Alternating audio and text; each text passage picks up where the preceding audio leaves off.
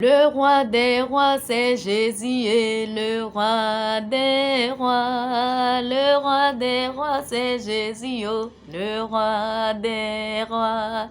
Le roi des rois, c'est Jésus, et le roi des rois. Le roi des rois, c'est Jésus, et le roi des rois. Célébrons le Père et le Fils et le Saint-Esprit. Aujourd'hui, c'est dimanche. On a eu la grâce d'être en vie. Rendons grâce à Dieu. Va dans les hôpitaux. Tu vas voir la grâce que tu as. Eh bien, mon frère, ma soeur,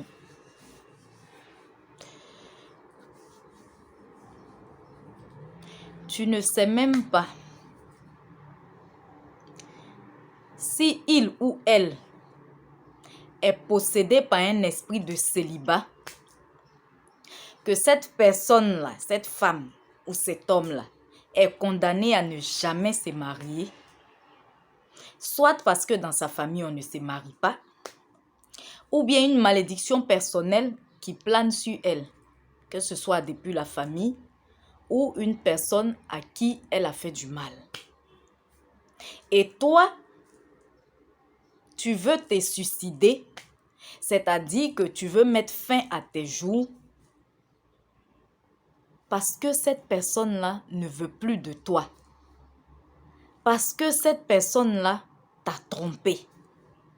Donc toi, la vie que Dieu t'a donnée là, tu veux abréger ça, tu veux court-circuiter ça.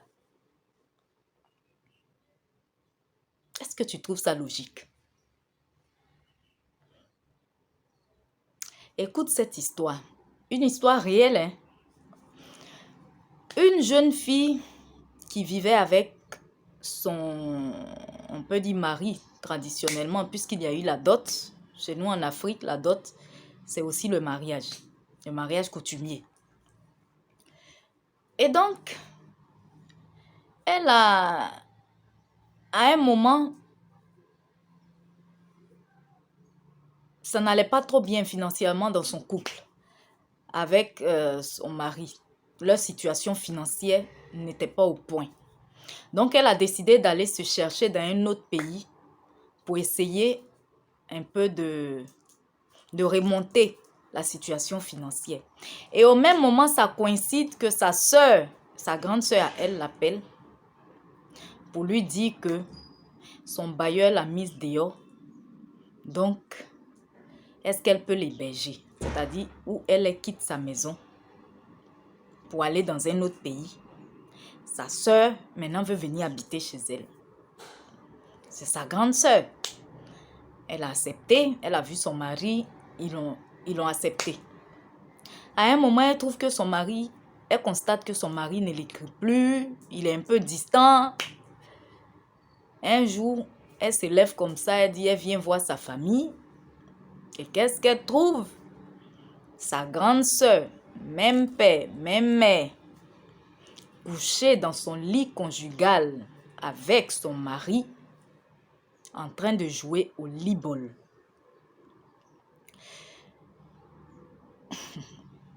Il y a quelque chose qui a disjoncté dans sa tête. Elle a fait une dépression. Et toi, tu fais la dépression au lieu d'aller pleurer devant Dieu.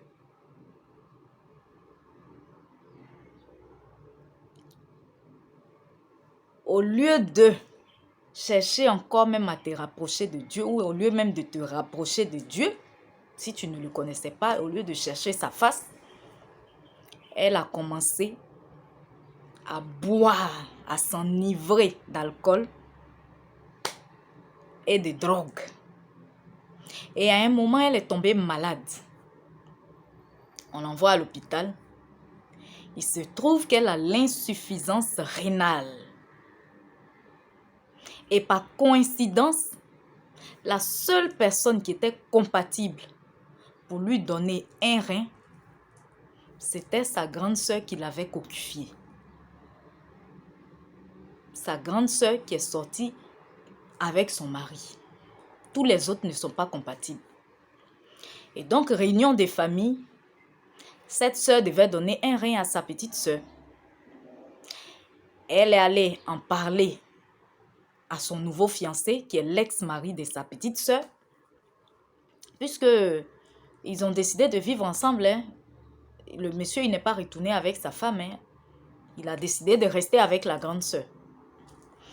Donc, elle s'en va lui en parler. Il dit qu'il n'est pas d'accord parce qu'elle risque d'avoir des problèmes pour faire des enfants. Et si elle ne peut pas lui faire des enfants plus tard, il va la laisser. Je précise qu'il avait déjà 2 enfants avec la petite sœur. Et c'est comme ça que la grande sœur, maintenant, elle refuse catégoriquement de donner son rein à sa petite sœur. Elle n'est plus prête parce que son fiancé ne veut pas qu'elle donne ce rein. Donc, elles sont 3 filles. Donc, la dernière qui supplie la grande sœur, puisqu'elle dit que, en principe, c'est à cause de toi qu'elle est dans cette situation. C'est parce que tu es sortie avec son mari qu'elle a pété les plombs, elle a fait une dépression, qu'elle a commencé à vivre cette vie et qu'elle se trouve dans cette situation aujourd'hui. Donc, au moins pour te rattraper, tu peux lui donner le rein pour la sauver puisqu'elle est en train de mourir à petit feu. Et le monsieur, donc l'ex-mari, et l'ex-mari de la petite sœur et le fiancé maintenant de la grande sœur dit que lui, il n'est responsable de personne, des choix de personne. Il n'a pas envoyé quelqu'un pour aller prendre la drogue ou l'alcool.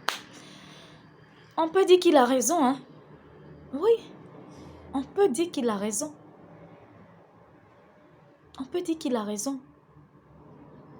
Il y avait beaucoup de choix. Il y avait beaucoup de choix. Pourquoi tu choisis la mauvaise foi? C'est vrai que c'est pas facile. Elle a fait ça pour oublier. C'est pourquoi on vous dit que l'alcool, la drogue, ça ne résout pas les problèmes. Ça te fait oublier un temps soit peu. Tu vas dormir, tu vas planer. Quand tu redescends sur terre, les mêmes problèmes sont là, ils t'attendent. Quelquefois même, ils se sont aggravés. Ou bien même, tu t'es créé d'autres problèmes, comme le cas de cette fille qui allait se créer une insuffisance rénale. Et eux, ils continuent de vivre leur love. Son grand frère, sa grande sœur et son ex-mari, ils continuent de vivre leur love et ils ne se reprochent absolument rien. Et ils ne culpabilisent pas. Et elle est à l'hôpital maintenant, elle est en train de souffrir. Chaque jour, elle se rapproche du cercueil. Donc, tu penses que parce que quelqu'un t'a trompé, parce que ta copine ou ton copain, ton mari, ta femme t'a trompé, te donner la mort, tu penses que c'est ça la solution? Tu penses que c'est quand tu vas te donner la mort qu'il va quitter la personne avec qui, ou bien qu'elle va quitter la personne avec qui elle t'a trompé? Ou bien tu penses que cette personne-là va te suivre dans le cercueil? Je te dis non. J'ai une mauvaise nouvelle pour toi. Je te dis non. Cette personne ne te suivra jamais dans le cercueil. C'est seulement son jour. Quand son jour va arriver, là, c'est ça, elle aussi, elle sera dans le cercueil.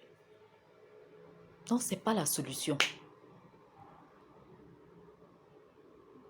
Ce n'est pas la solution. Tu ne sais même pas si cette personne-là, elle est destinée, elle est condamnée, parce que je ne vais pas dire destinée. Si elle dit destinée, mais je vais dire peut-être ça vient de Dieu. Je ne parle pas de don de célibat. Hein. Je dis esprit mauvais, impur de célibat, qui possède certaines personnes à ne jamais pouvoir se marier. Donc, tu ne sais même pas si cette personne-là, elle est dans ce cas, elle ne va jamais se marier et que malheureusement, toi, tu l'as rencontrée et parce qu'elle t'a trompé ou parce qu'elle te dit elle ne veut plus de toi, toi, tu vas te tuer. Pourquoi?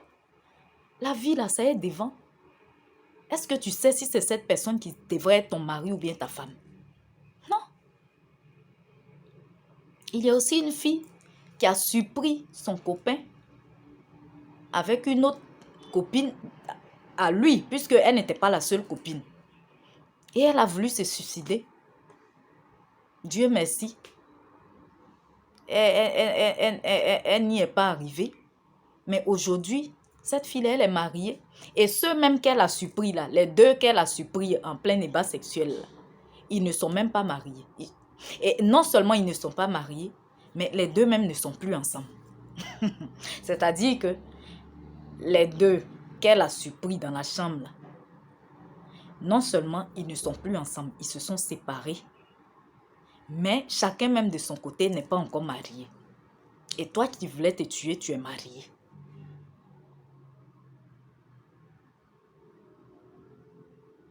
Donc, si quelqu'un ne te valorise pas, si quelqu'un ne voit pas ta valeur, si quelqu'un estime que tu ne peux pas être seul dans sa vie, si quelqu'un ne peut pas te démontrer son amour par la fidélité, c'est pas la fin du monde.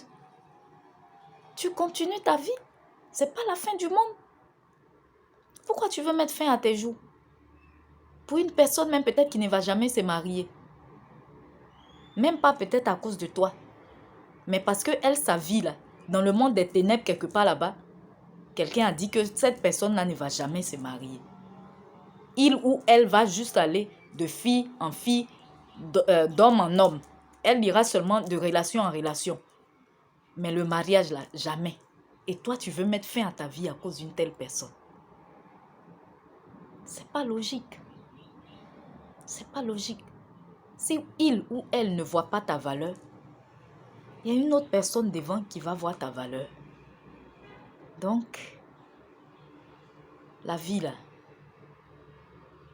c'est Dieu qui nous l'a donnée. Laissons donc Dieu mettre fin à cette vie qu'il nous a donnée. On ne peut pas créer la vie. Même quand on est enceinte là, quand on est enceinte, on pense que c'est nous on a créé la vie parce que l'enfant se développe en nous. Non, toi tu sais ce qui se passe dans ton ventre. Tu sais ce qui se passe dans ton ventre. C'est Dieu qui fait tout. C'est Dieu qui a mis en place un processus. Donc l'enfant là, toi tu ne fais que le porter et puis l'expulser. C'est tout. Sinon c'est pas toi qui le crée. C'est pas toi qui le crée. Donc, ne mets pas fin à ta vie, s'il te plaît. Parce qu'un homme ou parce qu'une femme ne veut plus de... un homme ou une femme ne veut plus de toi. Cette personne-là n'en vaut pas la peine. Elle n'en vaut pas la peine. Continue ta vie. Le meilleur reste à venir. Mais continue ta vie en Jésus, s'il te plaît. Parce que toi-même aussi, tu peux être possédé par l'esprit de célibat. Peut-être c'est sur toi-même que ces paroles ont été déclarées pour dire que toi là, jamais un homme ou bien jamais une femme ne va t'envoyer à la mairie pour faire le mariage. Les gens vont juste profiter de toi. Et au temps maintenant où les gens sont prêts à se marier, là, ils vont aller choisir d'autres personnes. Ça aussi, c'est une réalité. Ça veut dire que la personne va faire 10 ans avec toi tant qu'elle n'est pas encore prête à se marier. Elle est avec toi des années. Et puis maintenant, le jour où elle se décide à se marier, là, tu vas voir, elle va aller prendre une personne d'une relation de 2 mois comme ça, de 5 mois.